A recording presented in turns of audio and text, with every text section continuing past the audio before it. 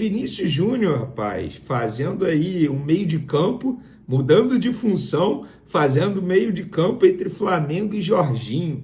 Tem também, pessoal, atacante do Central Córdoba, oferecido ao Flamengo. E tem também Vinha, já ia até esquecendo, ainda bem que eu olhei meu roteiro aqui. Vinha, previsão de volta para ser relacionado no Flamengo, hein? O Vasco sofreu transfer ban na FIFA.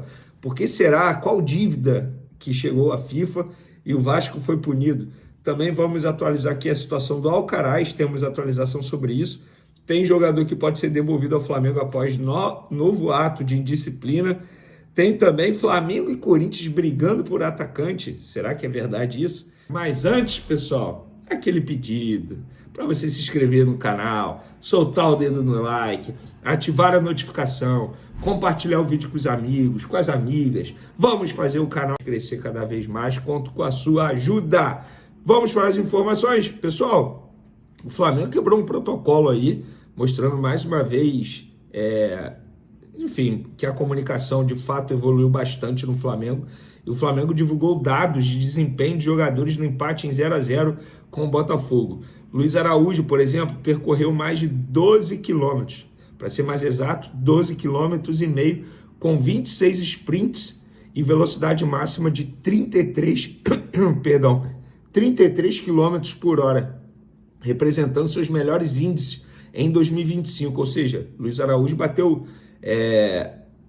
números aí que ele não tinha batido anteriormente. Então, parabéns ao Luiz Araújo, embora não tenha feito uma grande partida, sobretudo no segundo tempo, caiu muito de produção. E o clube afirmou que Alexandre e Everton Araújo também atingiram recordes de distância e aceleração, enquanto Everton, Cebolinha e Pedro se destacaram por atingir suas melhores marcas de velocidade e explosão no ano. Bom, o Flamengo mostrando transparência e trazendo os números, o que não quer dizer que os jogadores atuaram bem.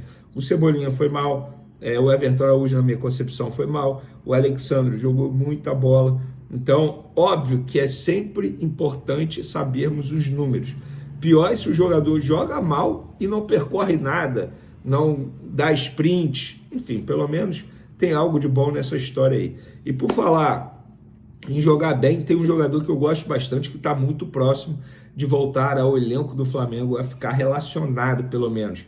Estamos falando de Vinha, lateral esquerdo, que não entra em campo desde o dia 11 de agosto, depois de sofrer graves lesões, passar por cirurgia. Ele está na contagem regressiva aí para voltar, e pelo que uma pessoa ligada ao jogador me contou, que ele vai ser relacionado, ou melhor, a ideia é que ele seja relacionado no dia 28, no jogo contra o Deportivo Táchira, no Maracanã. Que ele seja relacionado, fique no banco de reservas. Essa é a ideia. Se ele não... Óbvio, ele ainda vai fazer alguns testes até lá, mas se tudo der certo, ele será sim relacionado para esse duelo. É torcer para que ele volte, porque é um jogador que faz muita falta mesmo. Ah, mas o Flamengo já tem Alexandre e Ayrton Lucas. Eu acho que o Vinha é totalmente diferente desses dois atletas aí. Eu acho que a característica do Vinha se encaixa muito mais na característica do Alexandre. Mas é um jogador que eu particularmente sou fãzaço, um lateral construtor, um lateral importante, com características importantes para o técnico Felipe Luiz. Galera, sobre o Rodrigo Caio, eu vi aqui a matéria do Coluna do Fla. Nova função e aprendizagem. Rodrigo Caio ainda está se habituando à nova função como auxiliar técnico do Flamengo. O ex-zagueiro assiste aos jogos do Flamengo nas tribunas e está colado nos analistas para aprender os primeiros passos da função. Bom, então o Flamengo contratou um estagiário para ser auxiliar. É isso que eu estou entendendo? Eu espero que ele aprenda rápido, porque não faz sentido o Flamengo demitir um auxiliar, que foi o Daniel Alegria, contratar uma pessoa que não sabe o que está fazendo, que ainda está aprendendo. Gente, com todo respeito, elenco profissional do Flamengo não é lugar para aprender. Bom dia! Bom dia! Bom dia! You wake up, good morning, is a brand new day. Pelo contrário, eu respeito o Felipe do Flamengo, não é lugar para aprender. Pelo contrário, eu respeito o Felipe Luiz porque ele entendeu isso, começou no Sub-17, passou pelo Sub-20 e chegou ao time profissional. Sou totalmente contra um funcionário aprender no time profissional do Flamengo, do Palmeiras, qualquer outro clube. Não. Eu sou a favor de passar por todo o processo que jogador passa, inclusive, por todas as categorias de base. Um ou outro pula ali categoria, óbvio, por estar muito à frente, mas nesse caso o Rodrigo Caio não faz sentido ele aprender no Flamengo. Não sei qual é a opinião de vocês aí, se eu estou sendo muito exigente, podem comentar à vontade. Ó, pessoal, alvo do Flamengo, Jorginho recebe convocação de Vinícius Júnior. Te esperamos no Mengo. Vinícius Júnior é muito bom, cara. Em sua rede social, o Jorginho se despediu do estádio Emirates, casa do Arsenal, e recebeu uma convocação de Vinícius Júnior nos comentários. E aí o Vinícius Júnior comentou isso na publicação do vídeo dele lá no Instagram. Para quem não sabe, gente, o Jorginho tá lá no Arsenal desde 2022. Então, ele fez a última partida dele na casa do Arsenal e se despediu. Ele tá de saída. Inclusive, o técnico do Arsenal, o Arteta, falou sobre saídas de jogadores do Jorginho e também do lateral esquerdo, Kieran. Abre aspas, precisamos de jogadores porque o elenco está muito curto. Estamos perdendo 4 ou 5 jogadores que terminaram seus contratos, são empréstimos acabaram. Então precisamos ser perspicazes e, mais uma vez, muito disciplinados no que queremos fazer e garantir que estamos fortes na temporada. Tivemos alguns no vestiário e provavelmente será a última vez que eles vestirão aquela camisa no Emirates Stadium. Sou muito grato a eles também, disse Arteta quando questionado sobre Jorginho. Bom, é isso, Jorginho está de saída. Só para vocês entenderem, pessoal, a situação do Jorginho. Ele ainda não assinou a rescisão com o Arsenal. Inclusive os contratos que estão rodando aí já com os advogados entre Flamengo e Jorginho é válido. A vigência é a partir do dia 1º de julho. Porque ele tem contrato com o Arsenal até o último dia de junho. Mas por que ele não rescinde agora? Por quê? Ele tem bonificação a receber por participação em Liga dos Campeões. Enfim, bonificações, e são bonificações altas a receber do Arsenal. Então, se ele rescindir, ele perde essas bonificações. Entende? Então, ele tem que negociar com o Arsenal para ele rescindir e chegar ao Flamengo antes do dia 1º de julho e disputar o Mundial sem perder nada. É isso que ele está negociando com o Arsenal. Está indo aos poucos. Está conseguindo ganhar os ingleses, digamos assim, mas é aos poucos. Então, por isso que ele ainda não rescindiu com o Arsenal e nem assinou com o Flamengo ainda, para vocês entenderem a real situação do Jorginho nesse momento.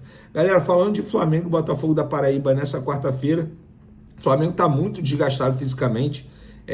Por exemplo, os dados internos mostram que Arrascaeta, Alexandro, Bruno Henrique, Léo Pereira, Léo Ortiz, o De La Cruz, que agora se machucou, Luiz Araújo, eles estão com muito desgaste físico.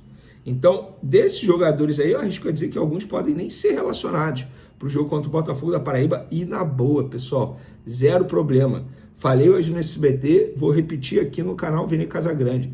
Independentemente de quem entre em campo, o Flamengo tem a obrigação de vencer o Botafogo da Paraíba, que já é uma equipe fraca e está em crise. Em crise. Recentemente o Zago, treinador, foi demitido por relacionamento ruim com os jogadores. A imprensa que acompanha o dia a dia do Botafogo da Paraíba diz que o Henrique Dourado está insatisfeito nos bastidores, reclamando de tudo. Então o Flamengo tem a obrigação de vencer. Bota o Alacian, bota o Joshua, bota o Juninho para ganhar minutagem, bota o Matheus Gonçalves, bota a garotada, gente. Bota o Everton Araújo. É a garotada. O Flamengo venceu de 1-0, não dá para se dar ao luxo de perder para o Botafogo da Paraíba. Aí seria demais dentro do Maracanã, né? Atacante do Central Córdoba, colombiano, oferecido ao Flamengo. Trata-se de Luiz Angulo. Lembra dele, pessoal? Ele jogou as partidas aí contra o Flamengo no 1-1, por exemplo. Ele jogou no dia 7 de maio. Estou vendo aqui, ele tem 22 jogos com a camisa do Central Córdoba. Ele jogou também no dia 9 de abril contra o Flamengo. Saiu aos 84 minutos, ou seja, foi titular, saiu ali nos minutos finais. Ele tem sido titular nos últimos jogos. No segundo jogo contra o Flamengo ele também foi titular. É um jogador de 21 anos, rápido, eu lembro dele, uma velocidade absurda. Luiz Angulo, colombiano, foi oferecido ao Flamengo. Isso não quer dizer que o Flamengo vai tentar a contratação, é apenas uma informação que eu recebi e estou trazendo aqui para vocês. Quero a opinião de vocês. Vocês aceitariam o Luiz Angulo no Flamengo? Acham que é jogador para o Flamengo, para elenco do Flamengo ou não? Não. O Flamengo tem que mirar mais alto, nome de mais impacto. Galera, é o seguinte, publiquei a seguinte informação, tá? Uma grande apuração, modéstia à parte, tá? O Cuiabá fez um importante movimento jurídico nos bastidores contra o Atlético Mineiro, clube que tem dívida com o Dourado em relação a Daverson, e o caso já está até na CNRD da FIFA. O que o Cuiabá fez? Olha isso, cara, jogada de mestre da diretoria do Cuiabá. O Cuiabá, ciente que os controladores da Hold, que é dona da SAF do Galo, são Rubens Meni e o Ricardo Guimarães, e que ambos são donos de banco, no caso Meni é o dono do Banco Inter e o Guimarães, dono do Banco BMG, o Cuiabá fez uma reclamação no Banco Central, dizendo que esses dois donos de banco estão inadimplentes em uma das empresas que são donos. Na visão do Cuiabá, a situação coloca em xeque a credibilidade de instituições que recebem depósitos de pessoas físicas em poupança, por exemplo. Eu tive acesso ao documento de 3 páginas que o departamento jurídico do Cuiabá enviou ao Banco Central. Um dos argumentos foi: dono de banco, pelas leis brasileiras, não pode ter nenhum tipo de dívida, senão isso é considerado default. O default no mercado financeiro significa calote ou moratória. Embora o termo seja mais utilizado quando se fala de países, ele se aplica também ao meio empresarial. Ou seja, empresas que atrasam ou não honram pagamentos junto a bancos e demais credores também podem entrar em default, pelo menos por parte deles, né? E aí o Cuiabá faz essa reclamação no Banco Central. Inclusive, isso está mexendo com outros clubes também, porque vários dirigentes de alguns clubes me procuraram para me pedir esse documento. Eu, obviamente, não passei. Falei, eu não posso fazer isso, tenho um compromisso com minha fonte. Mas clubes que têm dinheiro a receber do Atlético Mineiro, por exemplo, me procuraram. Então, o Atlético Mineiro com certeza vai sofrer mais ações como essa, ou melhor, os donos da SAF do Atlético Mineiro vão sofrer mais ações como essa. Pode dar em nada? Talvez sim, eu não sou o cara que, enfim, tem um conhecimento absurdo sobre essa parte jurídica, mas se o departamento jurídico do Cuiabá está fazendo isso é porque entende que pode ter sucesso. E por falar em dívida, o Vasco sofreu transfer ban da FIFA por dívida com o Nantes pela contratação de Adson. O clube deve 24 milhões e afirma que está trabalhando na reversão da decisão, pois está impedido de realizar pagamentos a credores em função do regime de recuperação judicial. É basicamente, devo, não nego, vou pagar quando puder porque eu estou em recuperação judicial. A que ponto chegou o Vasco da Gama, cara? Assim, de verdade, ladeira abaixo, incrível, cara, a parte financeira do Vasco, e o Pedrinho continua sendo presidente, parece que não tem uma luz no fim do túnel para mudar, não. Vamos ver, vamos acompanhar. De fato, a janela de transferência ainda está longe de abrir, vamos ver se em nota oficial o Vasco ressaltou que, como a janela está fechada, a punição não traz prejuízo imediato. Mas beleza, querendo ou não, mancha o nome do clube, né? A imagem do clube, você sofreu um transfer ban. Cara, o Vasco é enorme, é um clube enorme. E mudando de assunto aqui, galera, falar de Fluminense agora, que anunciou a rescisão de contrato com o Renato Augusto. Eu vi alguns torcedores do Flamengo pedindo a contratação do Renato Augusto. Pelo amor de Deus, José Boto, fecha os olhos. Nada contra o Renato Augusto, cara, eu considero um gênio da bola, inteligentíssimo com a bola nos pés, mas tem 37 anos e a gente já trouxe a informação que o Flamengo quer reformular o elenco, diminuir a média de idade. Obviamente não pensa na contratação do Renato Augusto. E vou além, tá? Eu, se eu fosse o Renato Augusto, pensaria até numa aposentadoria, porque eu não vejo o Renato Augusto jogando em alto nível na Série A mais não, cara. Não vejo mesmo assim. E eu falo isso lamentando, tá? Porque é um jogador que eu gostava muito de assistir, como é inteligente com a bola nos pés, mas fisicamente falando, sempre sofreu com várias lesões, a gente lembra disso, e agora está com 37 anos, uma idade extremamente avançada. Eu acho que ele e o Fluminense tomaram a decisão correta nessa rescisão amigável entre as partes, e eu apurei para ver se ele iria para algum clube. Que me falaram no lado do jogador vai ficar em casa por enquanto, descansando. Quem pode voltar para casa, no caso o Flamengo, é o Peterson, lembra dele, atacante, que surgiu nas categorias de base como joia, milionária, torcedores do Flamengo tratando como se fosse o novo Vinícius Júnior. Foi emprestado para vários clubes, não rendeu em lugar nenhum, cometeu ato de disciplina no Atlético Paranaense, saiu de lá com apenas, 20 minutos em campo. Foi para Portugal, não rendeu também, foi para o Juventude e agora cometeu mais um ato de indisciplina. E segundo apurei lá no Juventude, existe a chance de ele ser devolvido ao Flamengo. Pelo menos o Juventude vai pensar nisso. Perguntei qual foi o ato de disciplina, apenas me responderam: algo pessoal, não podemos falar. Beleza, mas é um jogador que, pelo visto, tá doido para pôr um fim na carreira dele, porque é ladeira abaixo também, nunca vi, cara. Onde vai, arruma problema o Peterson, atacante jovem que tem contrato com o Flamengo ainda.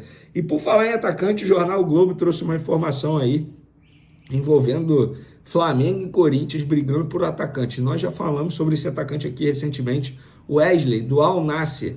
O Flamengo não pensa na contratação desse jogador. Confesso que eu tentei apurar no Corinthians, até o momento não obtive resposta se o Corinthians deseja ou não. O Globo também cita o Botafogo. Botafogo também procurei aqui e até agora nada. Também não me responderam. Então, enfim, eu gostaria... Vamos ver, vamos aguardar. Mais do lado do Flamengo, repetir o mesmo discurso de vídeos anteriores aí, não tem nada, o Flamengo não pensa na contratação desse jogador. Me falaram até que o José Boto nem conhece o atleta, que o atleta não está nos dados da equipe de scout, que observam possíveis contratações ou possíveis negociações com jogadores que são bem avaliados por essa equipe. Informação importante, o empresário dele vai essa semana para a Inglaterra para resolver a situação do Alcaraz e, segundo eu apurei com o empresário, a tendência é que ele seja comprado pelo Everton. E é isso que o empresário vai resolver, porque o Alcaraz quer ficar no Everton, está feliz no Everton. A ver se o time inglês vai conseguir chegar num acordo, porque o jogador precisa bater a meta e ainda não bateu a meta de compra obrigatória. Não bateu na meta, o Everton pode negociar com o Flamengo o valor dessa opção de compra. Mas o jogador quer continuar no Everton. Vamos ver, no Flamengo ele não vai ter espaço, segundo eu apurei. Tô chegando com uma avalanche de notícia quente, e agora o desabafo vem dos dois lados do confronto que promete pegar fogo no Mundial de Clubes. Tanto Felipe Luiz no Flamengo, quanto Enzo Maresca, técnico do Chelsea, detonaram o calendário de jogos às vésperas das decisões que antecedem o Mundial nos Estados Unidos. O treinador dos Blues reclamou com razão. O Chelsea enfrenta uma final europeia contra o Betis com 48 horas a menos de descanso que o adversário. Já Felipe soltou o verbo depois da sequência Bahia, Libertadores e Brasileirão em uma única semana. É simples assim, os melhores não vão estar em campo. A crítica é direta e o clima é de tensão, porque os dois times querem chegar no Mundial com força máxima, mas estão sendo sugados pelos próprios campeonatos. Fica comigo até o fim que eu vou te mostrar o que cada um falou, como isso pode afetar o desempenho no torneio e por que o Mundial promete ser uma verdadeira guerra física. Faltando poucos dias para a final da Conference League, o técnico do Chelsea, Enzo Maresca, soltou o verbo contra o calendário europeu. O time inglês vai enfrentar o Betis na grande decisão, mas entra em campo com 2 dias a menos de descanso que o adversário. E o técnico não deixou barato. Não está correto. Não sei de quem é a culpa, mas deveria haver regras. E ele tem razão. No domingo, 25, os Blues enfrentam o Nottingham Forest num jogo decisivo da Premier League, enquanto o Betis encerra sua participação na La Liga já na sexta-feira, 23. Resultado, o Chelsea vai para a final com 48 horas a menos de recuperação, o que pode pesar fisicamente e psicologicamente. E depois da final europeia, o foco vira o Mundial de Clubes, onde o adversário será ninguém menos que o Flamengo. Ou seja, a preparação ideal já foi pro espaço e os ingleses não escondem o incômodo. O clima é de alerta e o Mundial já começa nos bastidores. Do outro lado do oceano, Felipe Luiz também não engoliu o calendário brasileiro. Depois de encarar uma sequência pesada com o Flamengo, Bahia no sábado, Libertadores na quinta e outro jogo no domingo. O Zintsuzi, técnico, foi direto. É inexplicável. Ele reconheceu que ter muitos jogos é um privilégio, mas alertou. O calendário mal planejado está prejudicando o futebol brasileiro. O pior, ele avisou com todas as letras que o torcedor se acostume, porque os melhores não vão estar em campo. O recado foi claro: com essa maratona insana, nem Flamengo, nem Palmeiras, nem Botafogo vão conseguir colocar seus melhores jogadores com frequência. E isso, às vésperas do Mundial de Clubes, liga o alerta vermelho. Como manter o time inteiro competitivo e descansado diante de tantos jogos colados? A crítica de Felipe ecoa o que Enzo Maresca disse do outro lado: não dá pra disputar títulos com o elenco esgotado, e quem paga o preço é o espetáculo. O Mundial de Clubes ainda nem começou, mas o jogo já tá pegando fogo fora das 4 linhas. Flamengo e Chelsea, que vão se enfrentar na fase de grupos nos Estados Unidos, chegam pressionados por maratonas que esgotam os elencos. Os dois técnicos foram sinceros, bateram de frente com o sistema e deixaram claro: com esse calendário, ninguém entra 100%. E quando os dois lados reclamam, é porque a coisa tá feia mesmo. O Mengão precisa equilibrar Brasileirão, Copa do Brasil e Libertadores. O Chelsea tem final europeia e briga por Champions. E no meio disso tudo, tá o torcedor, que quer ver o time voando. Agora eu quero saber de você, nação. Esse calendário pode derrubar o Flamengo no Mundial? Ou a força da camisa vai falar mais alto? Comenta aqui embaixo. E claro, deixa o like, se inscreve no canal e ativa o sininho, porque aqui é Flamengo todo dia. Até quando o adversário já tá pedindo arrego antes da bola rolar. Tamo junto!